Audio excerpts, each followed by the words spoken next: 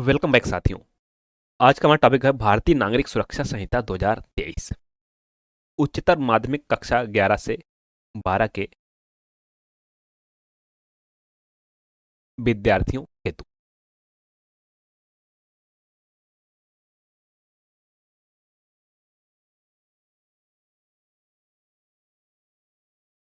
नागरिकों का सशक्तिकरण।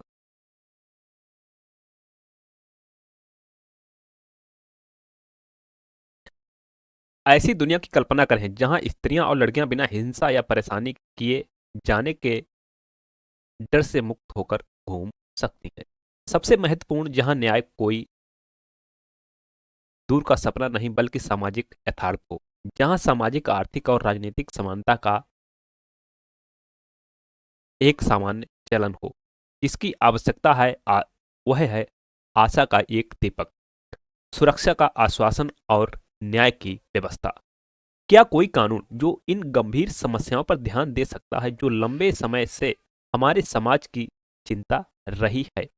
क्या आपने ऐसे कानून के बारे में सुना है? आइए आशा और विश्वास करें कि ऐसा कोई कानून हर स्त्री और लड़की की स्वतंत्रता और सुरक्षा की चिंताओं का समाधान करेगा। इस शैक्षिक प्रपत्र मॉड्यूल का अध्ययन करके और इसमें दी गई गतिविधियों से जुड़कर हम भारतीय नागरिक सुरक्षा संहिता 2023 के बारे में अधिक जान सकेंगे।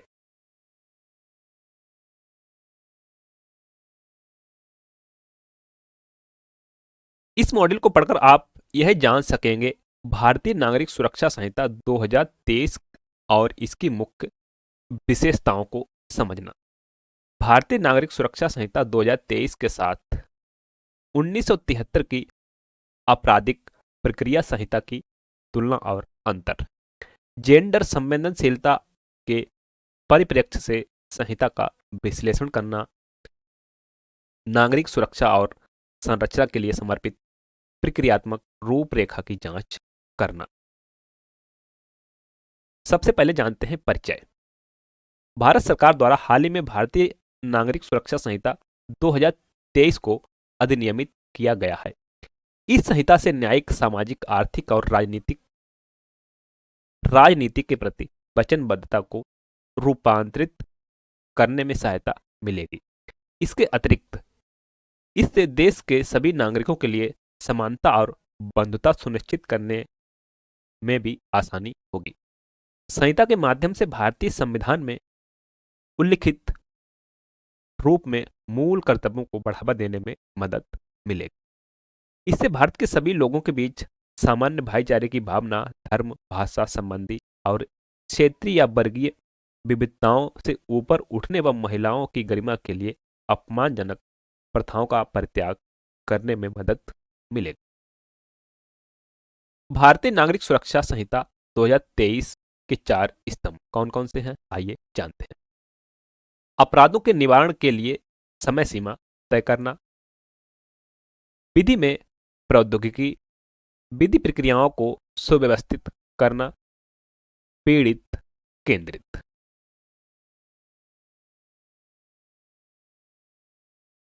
भारतीय नागरिक सुरक्षा संहिता BNSS 2023 में क्या नया क्या है? इस संहिता से विधि शास्त्र, न्याय शास्त्र के क्षेत्र और भारतीय विधिक प्रणाली में सुधार आया है। इसका मुख्य प्रयास यह है कि भारतीय आपराधिक न्याय प्रणाली को त्वरित एवं आधुनिक बनाया जाए तथा इसे समाज की समकालीन आवश्यकताओं के प्रति अधिक संवेदनशील बनाया जाए। यह संहिता एक ऐतिहासिक कदम है क्योंकि इसके द्वारा औपनिवेशिक विरासत को समाप्त करने और परिवार, सामाजिक स्थानों के साथ साथ स्कूलों जैसे पारस्परिक सामाजिक संबंधों के विभिन्न स्थानों में होने वाले सभी प्रकार के अपराधों को कम करने के लिए निवारक विधि कानून बनाने का प्रयास किया जाता है। भारतीय नागरिक सुरक्षा संहिता 2023 से आपराधिक कार्रवाई में प्रौद्योगिकी के उपयोग में मदद मिलती है। पीड़ित पर केंद्रित सुरक्षा को मजबूत बनाया जाता है और आपराधिक प्रक्रियाओं को सुव्यवस्थित किया जाता है। यह संहिता अभियुक्तों के अधिकारों की सुरक्षा का प्रयास करती है, जैसे निर्दोष होने की पूर्व धारणा होना और कानूनी प्रतिनिधित्व का अधिकार आदि।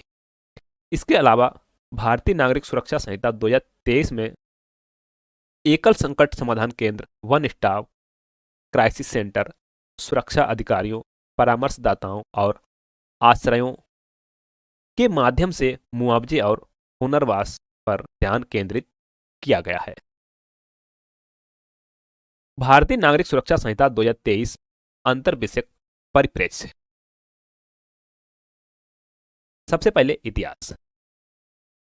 आपराधिक प्रक्रिया संहिता 1973 के साथ नवीनतम भारतीय नागरिक सुरक्षा संहिता 2023 की तुलना और भेद देखा जा सकता है। मनोवैज्ञानिक, शारीरिक और भावात्मक अपराधों के कारणों और परिणामों को समझना और विश्लेषण करना, यही संहिता सुधारात्मक और पुनर्स्थापनात्मक पक्ष पर केंद्रित है। राजनीति विज्ञान। भारतीय नागरिक सुरक्षा संहिता 2023 द्वारा मूल अधिकारों और मूल कर्तव्यों को प्रोत्साहन।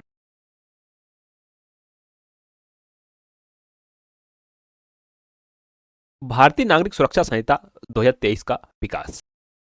आपराधिक प्रक्रिया संहिता 1973 सीआरपीसी के स्थान पर भारतीय नागरिक सुरक्षा संहिता लाना। सीआरपीसी को भारत में विधिक प्रणाली में अनेक प्रकार की समस्याओं पर ध्यान देने के लिए 1861 में पहली बार पारित किया गया था। 1861 में वर्ष 1973 में तत्कालीन अधिनियम को मौजूदा सीआरपीसी द्वारा पुनः प्रतिस्थापित किया गया था और इसमें अग्रिम जमानत जैसे बदलाव पेश किए गए थे। वर्ष 2005 में सौदा अभिभाग, प्ली बार्गेनिंग के प्रावधान और गिरफ्तार व्यक्तियों के अधिकारों जैसे बदलावों को जोड़ने के लिए इसमें संशोधन किया गया था। निर्भया मामले से प्रेरित होकर वर्ष 2013 में संशोधन में यौन हिंसा के खिलाफ कानून लाया गया। जल्द सुनवाई प्रक्रियाओं और पीड़ित के सुरक्षा उपायों को बढ़ाया गया। वर्ष 2018 के संशोधन में यौन अपराधों के लिए दंड को बढ़ाकर और ऐसे मामलों के लिए फास्ट ट्रैक अदालतों की स्थापना करने सहित बच्चों की सुरक्षा के लिए अधिक व्यापक उपायों को शामिल करके इन प्रावधानों को और भी मजबूत किया गया है।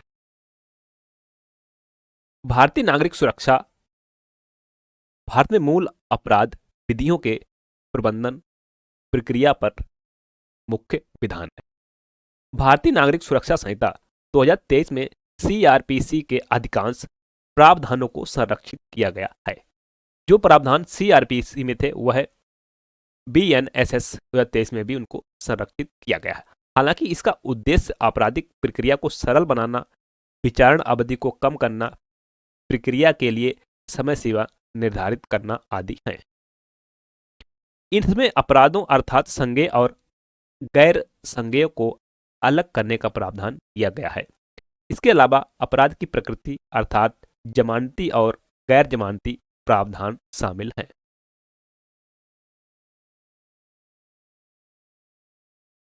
क्या आप जानते हैं संज्ञेय अपराध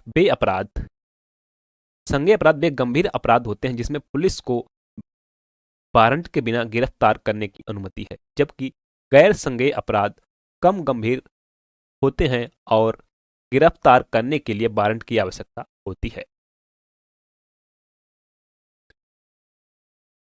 क्या आप जानते हैं अपराधों को इस आधार पर कि आरोपी को अधिकार के तौर पर या अदालत के विवेक पर जमानत पर रिहा किया जा सकता है या नहीं, इन्हें जमानती और गैर जमानती के रूप में वर्गीकृत किया गया है। औचित्य। जैसा कि पहले उल्लिखित किया गया कि इस संहिता में आपराधिक प्रक्रिया संहिता 1973 में संशोधन किया गया है। जैसा कि इस महत्वपूर्ण अधिनियम में कहा गया है कि वे प्रक्रियाएं शामिल की गई जो नागरिकों के हितों को संज्ञान में लेकर बनाई गई हैं। जो परिस्थितियों की विविधता के कारण अपराध के शिकार होते हैं और इनसे व्यक्तियों का शारीरिक एवं भावनात्मक कल्याण प्रभावित होता है। इस संहिता को लाने का कारण समय पर न्याय प्रदान करना है, जिसमें देरी ना हो या मना नहीं किया जाए। इस संबंध में कुछ महत्वपूर्ण मामलों का संदर्भ दिया जा रहा है। क्या आप जानते हैं, जहां एक मामला दो या अधिक अपराधों से संबंधित है, जिसमें कम से कम एक संज्ञेय है, तो इस मामले को संज्ञेय माना जाएगा। यदि दो अपराध किए हैं किसी व्यक्ति ने, जिसमें से एक गैर संज्ञेय है और एक संज्ञेय है, तो उसको संज्ञेय माना जाएगा। भारतीय नागरिक सुरक्षा संहिता 2023 की मुख्य विशेषताएं क्या क्या हैं? विचाराधीन व्यक्ति को हिरासत में लेना। विचाराधीन व्यक्ति को हिरासत में लेना भारतीय नागरिक सुरक्षा संहिता 2023 में जोड़ा गया है कि ये प्रावधान निम्नलिखित परिस्थितियों में लागू नहीं होंगे। आजीवन कारावास के दंडनीय अपराध, जिन व्यक्तियों के विरुद्ध एक से अधिक अपराध की कार्रवाइयां लंबित हैं। चिकित्सा परीक्षण भारतीय नागरिक सुरक्षा संहिता 2023 में प्रावधान है कि कोई भी पुलिस अधिकारी इस परीक्षण के लिए अनुरोध कर सकता।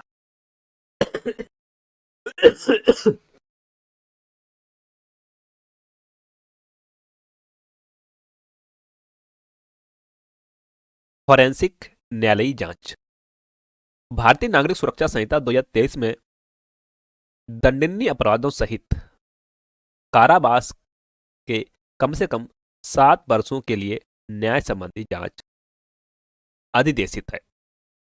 न्याय संबंधी विशेषज्ञ न्याय संबंधी साक्ष्य को प्राप्त करने और मोबाइल फोन या अन्य इलेक्ट्रॉनिक डिवाइस पर प्रक्रिया को रिकॉर्ड करने के लिए आपराधिक स्थलों का दौरा करेंगे।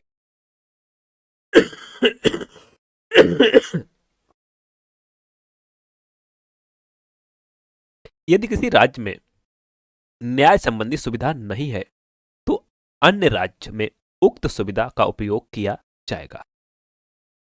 चौथा है हस्ताक्षर और अंगुलियों के निशान। भारतीय नागरिक सुरक्षा संहिता 2023 में अंगुलियों की छाप और आवाज के नमूने को शामिल करने के लिए इसका विस्तार किया गया है। इसमें इन नमूनों को उस व्यक्ति से प्राप्त किए जाने के लिए अनुमति दी जाती है जिसे गिरफ्तार नहीं किया गया है। पांचवा है गवाह की सुरक्षा। गवाह न्याय दिलाने में महत्वपूर्ण होते हैं क्योंकि वे न्यायालय को मूल्यवान जानकारी प्रदान करते हैं।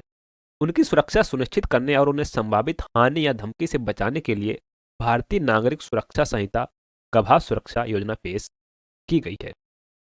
राज्य सरकार को इस योजना का प्रारूप तैयार करने और अधिसूचित करने का दायित्व दिया गया है। किसको दिया गया है? राज्य सरकार को। छठा है नामित पुलिस अधिकारी। प्रत्येक जनपद और थाने में कम से कम सहायक उप निरीक्षक रैंक का एक पुलिस अधिकारी नियुक्त किया जाएगा। उनकी जिम्मेदारी सभी गिरफ्तार व्यक्तियों के नाम, पते और उन पर लगे आरोपों का रिकॉर्ड रखने की होगी। यह जानकारी प्रत्येक थाने और जिला मुख्यालय में प्रमुखता से संभावित डिजिटल रूप में प्रदर्शित की जाएगी। सातवां है ऑडियो वीडियो इलेक्ट्रॉनिक साधन और इलेक्ट्रॉनिक संचार की परिभाषा। भारतीय नागरिक सुरक्षा संहिता 2023 में कुछ शब्दों, पदों को स्पष्ट करने के लिए नई परिभाषाएं पेश की गई हैं। ऑडियो वीडियो इलेक्ट्रॉनिक साधन में अब वीडियो कॉन्फ्रेंसिंग, पहचान, तलाशी और जब्ती या साक्ष्य जैसी रिकॉर्डिंग प्रक्रियाओं, इलेक्ट्रॉनिक संचार संचारित करने और राज्य सरकार के नियमों द्वारा निर्धारित अन्य उद्देश्यों के लिए किसी भी संचार उपकरण का उपयोग शामिल है।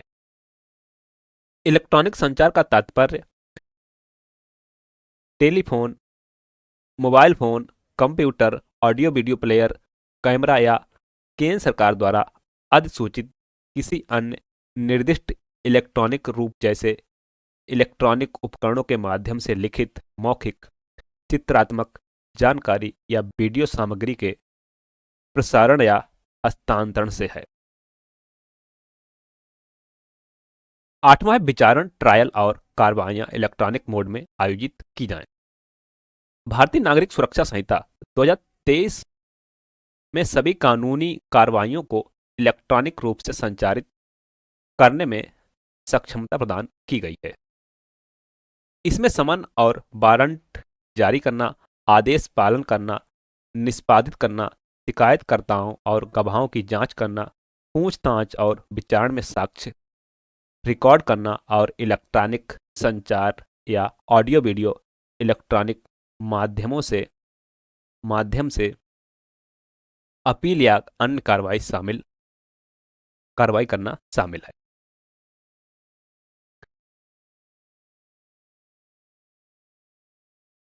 नौवां है समन की इलेक्ट्रॉनिक तामील। भारतीय नागरिक सुरक्षा संहिता 2023 के तहत समन इलेक्ट्रॉनिक रूप से या तो इनक्रिप्टेड प्रारूप में या किसी अन्य इलेक्ट्रॉनिक संचार विधि के माध्यम से दिया जा सकता है। इलेक्ट्रॉनिक समन में न्यायालय की मुहर या डिजिटल हस्ताक्षर की छवि शामिल होनी चाहिए। जो भी समन इलेक्ट्रॉनिक रूप में दिया जा रहा है उसमें न्यायालय की मुहर और डिजिटल हस्ताक्षर की छवि शामिल होनी चाहिए ताकि उनकी प्रामाणिकता और कानूनी वैधता सुनिश्चित हो सके। 10वां है पीड़ित पर केंद्रित दृष्टिकोण। नए कानूनों में पीड़ित पर केंद्रित दृष्टिकोण न्याय प्रणाली की सक्षमता, निष्पक्षता और जवाबदेही को बढ़ाने पर बल दिया जाता है। इसमें पीड़ितों को आपराधिक कार्रवाई में आवश्यक हितधारकों के रूप में स्वीकार किया जाता है। उन्हें भागीदारी के अधिकार और सूचना के अधिकार का विस्तार प्रदान किया जाता है। इन सुधारों में पीड़ितों की आवश्यकताओं और अधिकारों को प्राथमिकता दी जाती है, जिसका उद्देश्य उन्हें असाधारण अधिकारों और अवसरों के साथ आपराधिक न्याय प्रणाली में केंद्रित व्यक्ति बनाना है।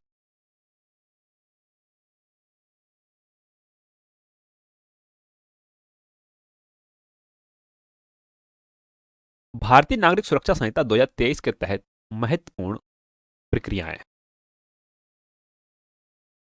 किसी अपराध की सूचना इलेक्ट्रॉनिक रूप में भेजी जा सकती है।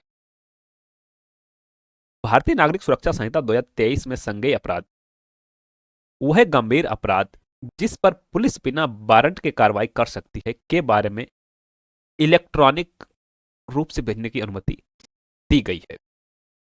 यह इस प्रकार काम करता है। इलेक्ट्रॉनिक प्रस्तुति। पुलिस को किसी अपराध के बारे में सूचना इलेक्ट्रॉनिक माध्यम जैसे कॉल या वेबसाइट से भेजी जा सकती है।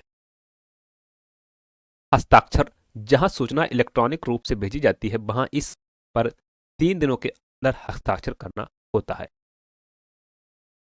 एफआईआर की प्रति। पुलिस सूचना दर्ज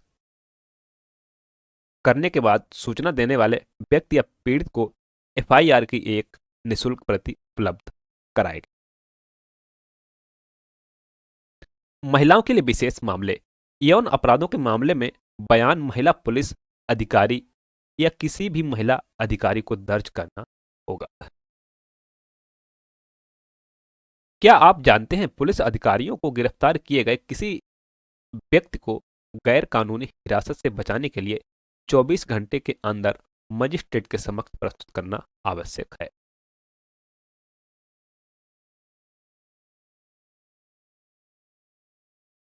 पुलिस के मना करने के बारे में शिकायत। यदि कोई पुलिस अधिकारी एफआईआर दर्ज करने से मना करता है तो पुलिस अधीक्षक या मजिस्ट्रेट को आवेदन किया जा सकता है। अगला प्रावधान है जीरो एफआईआर। जीरो एफआईआर एक ऐसी एफआईआर है जिसे किसी भी पुलिस स्टेशन में दर्ज किया जा सकता है चाहे अपराध कहीं भी हुआ हो। फिर इसे उस क्षेत्र के अधिकार क्षेत्र वाले पुलिस स्टेशन में स्थानांतरित कर दिया जाएगा जहां अपराध हुआ था। पुलिस किसी गंभीर अपराध की सूचना मिलने पर तुरंत जीरो एफआईआर दर्ज करेगी। इससे सुनिश्चित होता है कि जांच प्रक्रिया बिना किसी देरी से प्रारंभ की जा सके।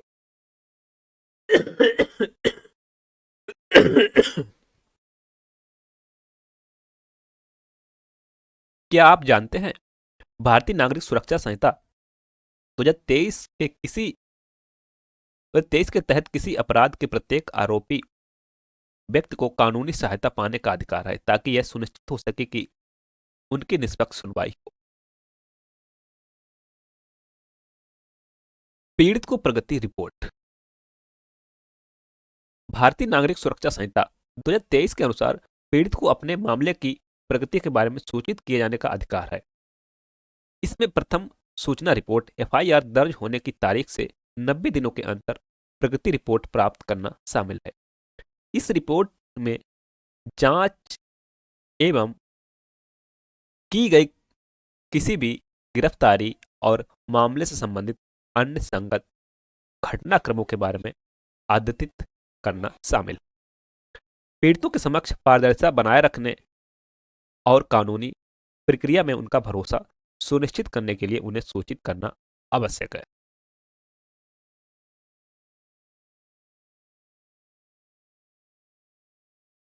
क्या आप जानते हैं भारतीय नागरिक सुरक्षा संहिता के तहत यदि जांच निर्धारित समय के अंदर पूरी नहीं होती है तो आरोपी को जमानत पाने का अधिकार होता है।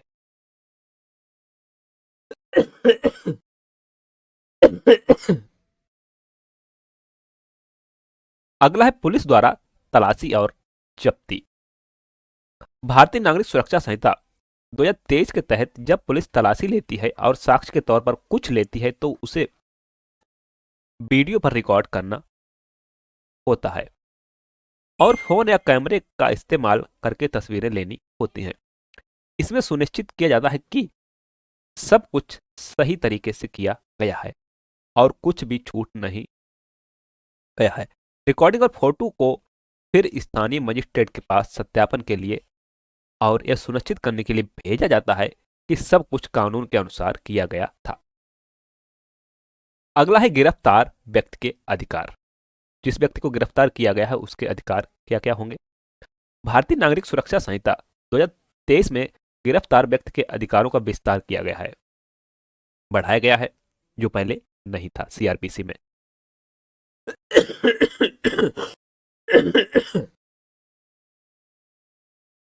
भारतीय नागरिक सुरक्षा संहिता में निम्नलिखित अधिकार प्रदान किए गए हैं। जब कोई पुलिस अधिकारी किसी भी व्यक्ति को गिरफ्तार करता है तो उसके पास उसका नाम और पद दर्शाने वाला पहचान पत्र होना चाहिए।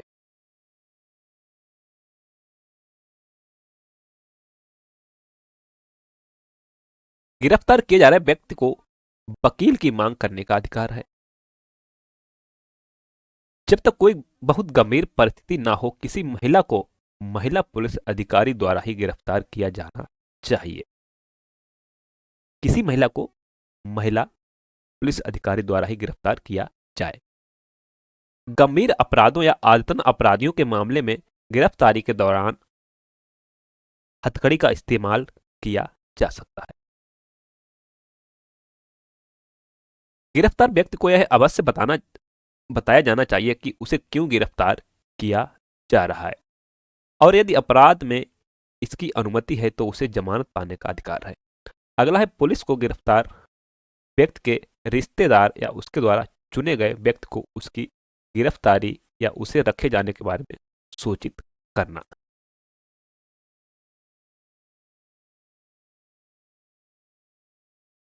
अगला है मेडिकल प्रतिनिधि द्वारा गिरफ्तार व्यक्ति की जांच की जानी चाहिए। यदि गिरफ्तार व्यक्ति महिला है तो महिला चिकित्सा प्रतिनिधि को जांच करनी चाहिए। अगला है वारंट के बिना गिरफ्तार किए गए किसी भी व्यक्ति को 24 घंटे के अंदर मजिस्ट्रेट के पास ले जाना चाहिए।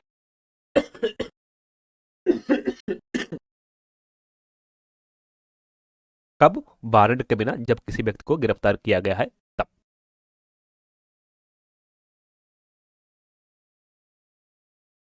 जांच पूरी होने पर पुलिस अधिकारी की रिपोर्ट, आरोप पत्र या चालान। किसी मामले की जांच करने वाले पुलिस अधिकारी को अपनी जांच रिपोर्ट निर्धारित समय के अंदर प्रस्तुत करनी चाहिए ताकि अनावश्यक देरी न हो। भारतीय नागरिक सुरक्षा संहिता 2023 या यौन अपराधों से बच्चों का संरक्षण अधिनियम 2022 के तहत महिलाओं के खिलाफ अपराधों के लिए यह जांच सूचना दर्ज करने की तारीख से 60 दिनों के अंदर पूरी हो जानी चाहिए। इस रिपोर्ट में की गई जांच, एकत्र किए गए साक्ष्य का विवरण शामिल होता है और इसे पुलिस स्टेशन के प्रभारी अधिकारी को भेजा जाता है। इसके अतिरिक्त रिपोर्ट की एक प्रति आरोपी को अधिकार के रूप में प्रदान की जाती है। क्या आप जानते हैं, यदि किसी व्यक्ति को गिरफ्तारी का भय है तो अग्रिम जमानत के लिए आवेदन किया जा सकता है ताकि वह हिरासत में लिए जाने से बच सके। छठा है आपराधिक न्याय के लिए संस्थागत व्यवस्था। क्या क्या है? सबसे ऊपर माननीय उच्चतम न्यायालय, उसके बाद में राज्यों के उच्च न्यायालय, फिर आते हैं सत्र न्यायालय।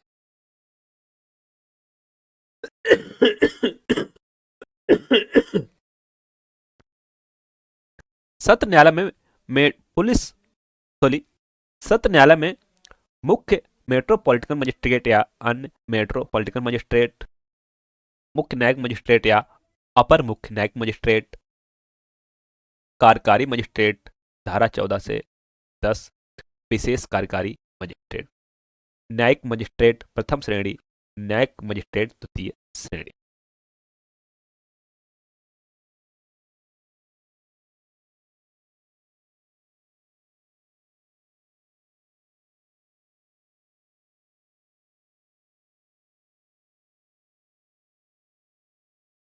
मामलों का अध्ययन।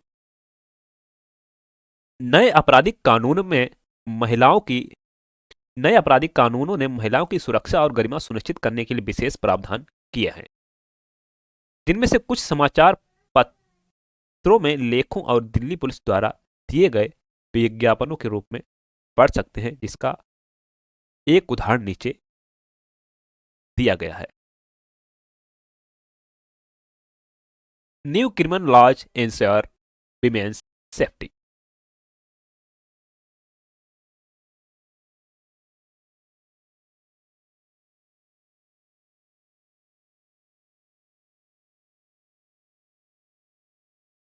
भारत में अपराधों की नीति निर्माताओं को मौजूद कानूनों पर विचार करने के लिए विवश किया है और तदनुसार बदलाव किए गए हैं ताकि इन पर ध्यान दिया जा सके और सभी नागरिकों के सम्मान और कल्याण के अधिकार को बढ़ावा दिया जा सके।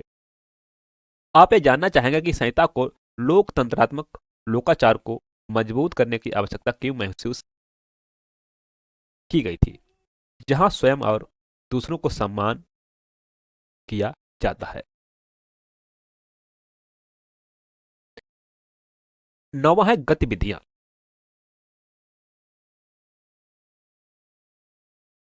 मानव शरीर को प्रभावित करने वाले अपराध।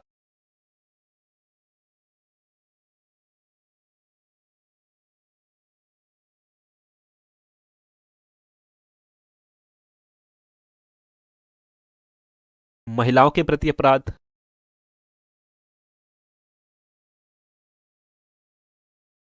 बच्चों के प्रति अपराध।